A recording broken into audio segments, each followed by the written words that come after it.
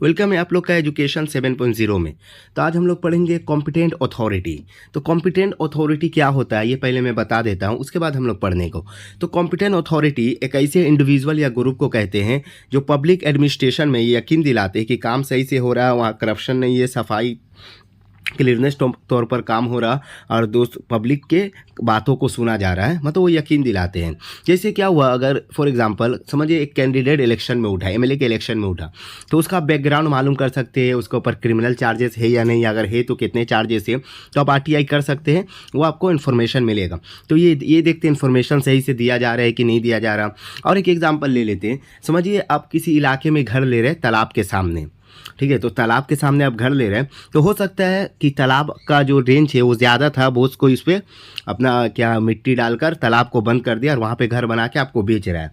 तो तालाब के पास तो या तालाब को बंद करके तो घर नहीं बनाया जा सकता, तो आपको उस जगह का नक्शा चाहिए, ठीक है। तो आप आरटीआई कर सकते हैं, वो कुछ पैसा लगता है। तो क्या होगा, राइट टू इन्फॉर्मेशन एक्ट जो है आरटीआई कर सकते हैं, जिसमें आपको बताया जाएगा, नक्शा दे दिया जाएगा, वहाँ पे क्या घर बनाने के लायक है कि नहीं है, वो ज़मीन कैसा है वो बता दिया जाता है। तो इस तरीक़े से जो इन्फॉर्मेशन चाहिए आपको वो आरटीआई करके ही मालूम होता है। तो कॉम्पिटेंट अथॉरिटी देखते हैं कि इन्फॉर्मेशन जो है पब्लिक को सही तरीके से दिया जा रहा है कि नहीं दिया जा रहा, और सही टाइम पर दिया जा रहा है कि नहीं, लेट तो नहीं हो रहा उसको इन्फॉर्मेशन देने में, और उसके बाद को सुना जा रहा है कि नहीं, ये सब इंश्योरिंग दिलाते हैं। तो चलिए हम लोग पढ़ते हैं तो और बेहतर तरीके से समझेंगे।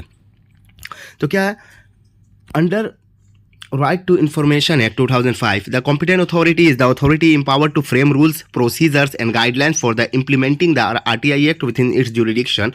It ensures that the provision of the Act are adhered to and facilitates transparency and accountability in public administration. तो क्या है, आरटीआई एक्ट 2005 के अंदर क्या होता है, कॉम्पिटेंट अथॉरिटी के पास पावर होता है कि वो रूल्स बनाए, रेगुलेशन बनाए, गाइडलाइंस बनाए आरटीआई के अंदर, ठीक है, ताकि ये यकीन दिला सके कि गवर्नमेंट का जो काम है वो सही तौर पर हो रहा, क्लियरनेस है, उसमें करप्शन नहीं है, और जिम्मेदारी के साथ वो लोग काम कर रहे हैं पब्लिक एडमिनिस्ट्रेशन में। तो इसको देखते हैं, ठीक है। तो इसके रूल्स क्या है पहले वो देखते हैं। तो की रूल्स क्या है, पहला काम क्या है उसका, rules making authority. The competent authority can make rules regarding the fees, format of application and other procedural aspects of the RTI act. तो क्या करता है, पहले ये तो एक फॉर्मेट बनाता है जिसमें किस तरीके से, मतलब कितने पैसे लगता है आरटीआई करने में, मतलब आपको किसी जगह का इन्फॉर्मेशन चाहिए किसी चीज़ का, चाहे वो इलेक्शन के लेकर हो, चाहे वो जजेस के प्रॉपर्टी के लेकर हो, वो भी आप देख सकते हैं। केस आया था जजेस का प्रॉपर्टी मालूम करना था, लोगों को मालूम चले, तो उसके लिए भी आरटीआई डाला गया था। किसी कैंडिडेट का आपको बैकग्राउंड जानना है, इलेक्शन में उठ रहा, क्योंकि वो रिप्रेजेंटेटिव होता है, हम लोग को 5 साल देखेगा, हम लोग को इलाके को देखेंगे, तो उसके बारे में भी जान सकते हैं। तो क्या क्या फ़ीस रहेगा, आपको आरटीआई कैसे किया जाएगा, क्या फ़ीस रहेगा, क्या फॉर्मेट रहेगा, किस तरीके से किया जाएगा, तो वो ये सब देखता है, कॉम्पिटेंट अथॉरिटी इसको बनाते हैं, ठीक है। दूसरा काम क्या है कि जुरिडिक्शन, इसका जुरिडिक्शन क्या है, मतलब इसका पावर कितना तक है। It operates within the specific domain such as the central और स्टेट गवर्नमेंट, जुडिशियरी और लेजिस्लेचर, यानी सेंट्रल स्टेट गवर्नमेंट के अंडर ही काम करते हैं, उसके देख रेख में ही, उसके अंडर में काम करते हैं, ठीक है।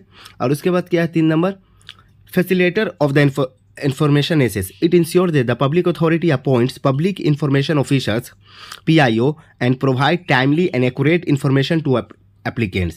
यानी जो पब्लिक अथॉरिटीज़ होते हैं ये इंश्योर करते हैं कि जो पब्लिक इन्फॉर्मेशन ऑफिसर हो सही तौर पर अपना इन्फॉर्मेशन जो लोग मांग रहे हैं, जो जिसको चाहिए उसको सही तौर टाइम पे दे रहे हैं कि नहीं, या गलत इन्फॉर्मेशन तो नहीं दे रहे हैं, उसके बाद को सुना जा रहा है कि नहीं, उसको भी देखते हैं। उसके बाद penalties over the overside, while it does not impose the penalty directly, it monitors adhere to RTI rules.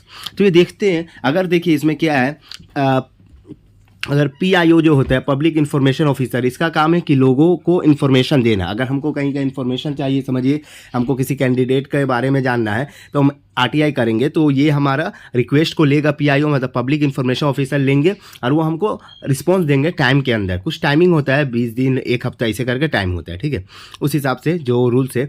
तो उस टाइम के अंदर ये इन्फॉर्मेशन दिया है कि नहीं, और सही दिया है कि नहीं, ये भी देखा जाता है, ठीक है। तो इसका अगर लेट होगा तो क्या होता है, इसके ऊपर पेनाल्टी लगता है पब्लिक इन्फॉर्मेशन ऑफिसर के अंदर। तो लेकिन कॉम्पिटेंट अथॉरिटी जो वो पेनाल्टी नहीं लगा सकते, वो देखते हो बता सकते हैं हाँ इस पर पेनाल्टी लगेगा, ठीक है।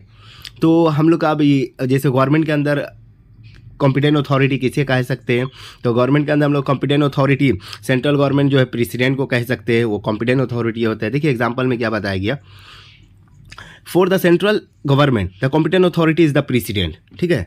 मतलब सेंट्रल गवर्नमेंट है, कॉम्पिटेंट अथॉरिटी कौन है, प्रेसिडेंट है। दूसरा क्या, for the state government it is respective of the government. State government में कौन है कॉम्पिटेंट अथॉरिटी देखा जाए तो गवर्नर है। और उसके बाद क्या है, जुडिशियल में देखा जाए मतलब जुडिशियरी में तो चीफ जस्टिस ऑफ इंडिया। क्या, for the judiciary it is the chief justice of India और the chief justice of the respective high courts competent authority है, यानी चीफ जस्टिस। तो इनका काम क्या है, यानी सुप्रीम कोर्ट का जो चीफ जस्टिस हो कॉम्पिटेंट अथॉरिटी कहलाएंगे। और स्टेट में जो है अगर जुडिशरी में देखा जाए तो हाई कोर्ट के चीफ जस्टिस जो है वो हाई कोर्ट के जो है जस्टिस वो कॉम्पिटेंट अथॉरिटी कहलाते हैं। तो मैं उम्मीद करता हूँ आपको समझ में आएगा। कॉम्पिटेंट अथॉरिटी का असल काम है कि गवर्नमेंट के कामों के अंदर इंश्योरिंग दिखाना, चाहे वो किसी अलग अलग फील्ड में क्यों ना हो। तो आज हम लोग क्या क्या पढ़े, थोड़ा हम लोग 1 मिनट में रिवाइज कर लेते हैं। तो कॉम्पिटेंट अथॉरिटी का काम क्या है, कॉम्पिटेंट अथॉरिटी एक ऐसा ग्रुप है जिसको पावर दिया जाता है, कोई गाइडलाइंस बनाए, रूल्स बनाए कि किस तरीके से गवर्नमेंट के अंदर पब्लिक एडमिनिस्ट्रेशन के अंदर काम किया जाए, ताकि उसमें ट्रांसपेरेंसी रहे और अकाउंटेबिलिटी मतलब जिम्मेदारी रहे, लोगों का बात सुना जाए और लोगों की मदद किया जाए जिस तरीके से वो मांग रहे हैं। उसके बाद इसके हम लोग रूल्स पढ़े कि मेकिंग रूल्स और रेगुलेशन बनाते हैं, और क्या फीस होगा, क्या स्ट्रक्चर होगा, क्या प्रोसेस होगा, किस तरीके से हम लोग आरटीआई कर सकते हैं, किस तरह से इन्फॉर्मेशन ले सकते हैं, वो बनाएंगे। दूसरा क्या है, ये सेंट्रल और स्टेट गवर्नमेंट के अंदर काम करते हैं। उसके बाद है इसको देखा जाता है कि पीआई जो पब्लिक इंफॉर्मेशन ऑफिसर है जिसको हम लोग जब आरटीआई करते हैं तो वो हमारे रिक्वेस्ट को लेते हैं, रिसीव करते हैं, फिर रिक्वेस्ट देते हैं वो सही से अपना काम कर रहा है कि नहीं, उसके बाद सही टाइम पे कर रहा है कि नहीं, मानी मतलब जो गाइडलाइन दिया गया है कि 1 हफ्ते या 30 दिन के अंदर इन्फॉर्मेशन आपको देना है वो दिया है कि नहीं। उसका अगर नहीं देगा तो पेनल्टीज लगता है, पीआईओ के अंदर पब्लिक इन्फॉर्मेशन ऑफिसर के अंदर पेनल्टीज लगता है।